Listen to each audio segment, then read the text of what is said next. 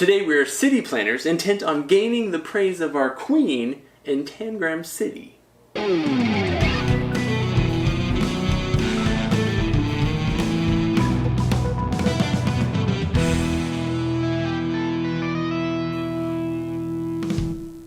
Hey gang, thanks for joining us for Tangram Studio 3. I'm Will Meadows. And I'm Sara Meadows, and today we're talking about the board game Tangram City from Capstone Games. It's from designer Uwe Rosenberg, and it features art from Makoto Takami. It's a 1 to 5 player tile placement game that takes about 30 minutes to play. Capstone Games was kind enough to send us this review copy, so let's jump in and take a look. In the game, players will simultaneously be playing the same tiles to their boards in an attempt to create the perfect layout.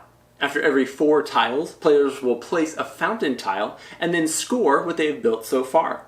Scoring is based on your largest rectangular area, and it's important to maintain a balance between the black tiles and the green tiles that you play. Once all of the tiles in the game have been played, players will gain bonus points for how well they were able to balance the colors, a bonus if they were able to completely fill their entire board, and their final largest rectangular area will be scored, and then the player with the most points wins. So everybody's probably familiar with those little IQ testing puzzles where you have the different triangles and shapes that you're trying to fit together to either fit in a square or in a specific shape or to make something with it.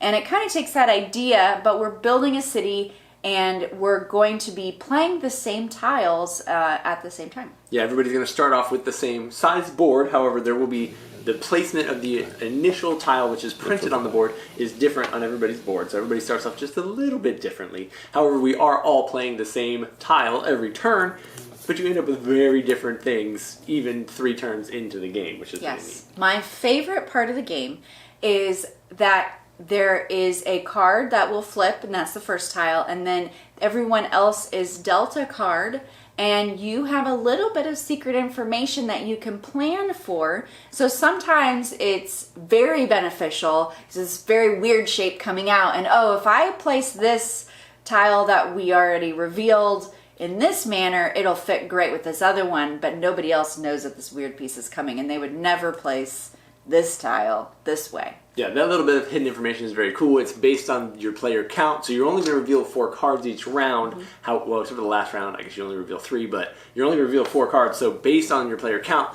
the first player is going to have a card that they get to look at. Second player, third player, everybody gets to see that first one. And so then, and you may even like share with the person next to you. And yeah, you know, oh, the weird giant house thing is coming.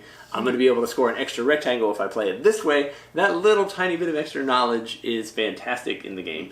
And then, as we said, at the end of each round, you're also going to place one of your fountains. And the fountains are half a square. And so that one little piece is usually crucial to finishing off a rectangle, which you're going to get to score at the end of the round. The way the scoring works is you're literally going to count your largest rectangle, no extra pieces that are hanging out or juts or unfinished rectangles. And then you'll score that many points, 2 by 4, 8 points for the round. And then you've got to worry about the balance as well. Yeah, and you can't... One thing I like to do is move my balance markers as I went instead of waiting till the end of the round because I needed to keep track. You were doing each turn, huh? Yeah. I wasn't paying attention to that. Otherwise, you get to the round and you're like, okay, let me count one more time. Here's black, black, black, black. Okay, green, green, green. Because you're placing the city buildings and then balancing them with nature parks, so that your city has a little of both, and usually those are more enjoyable to live in. Yeah, and every single tile is black on one side and green on the other side, and so you do have to kind of keep track as you're going, like, oh, I really need to play this on the green side, but it only fits on the black side. I really hope my next one can be played on the green side. And then your fountain is kind of a neutral one, so if you put a half black with the fountain, it's going to be black. If you put a half green with the fountain, it's going to be green. Sometimes that helps you flip the balance too, which is pretty slick. Yep, and there are a lot of the pieces have partial square city blocks on them, and if you place a green with a black, it just becomes neutral, so it's not counted towards your balancing mechanism. And there are some big points at the end. One thing I didn't realize the first time I played is it is possible that you won't play all the tiles in the game because you can fill your board. The fountains are probably going to replace 1 or 2 of the tiles depending on what order they come out. So If there's a couple of little tiles left at the very end, they may be left over. And you can still complete your entire board. Some people can complete their entire board. I can complete this. We were having this conversation, and I was like, I feel like the replayability on this game is pretty high because I need to try it over and over again to try to get that optimal cover the entire board thing. She's like, oh, first try out of the gate, I already covered my entire board. Like, you get 15 bonus points, I think, for now, having... I wasn't balanced, though. So... Oh, I got her on that. Yeah.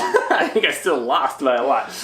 If you enjoy games where you are doing tile placement, if you enjoy simultaneous play, because everybody's getting to play their tiles at the same time, if you enjoy something that's quick and easy to learn the rules to, but is a brain burner because you are like, oh, I know there's only 7 tiles left. I got to figure out how they're all going to fit in here magically and get my balance. There's a lot of fun stuff happening in Tangram City, so check it out.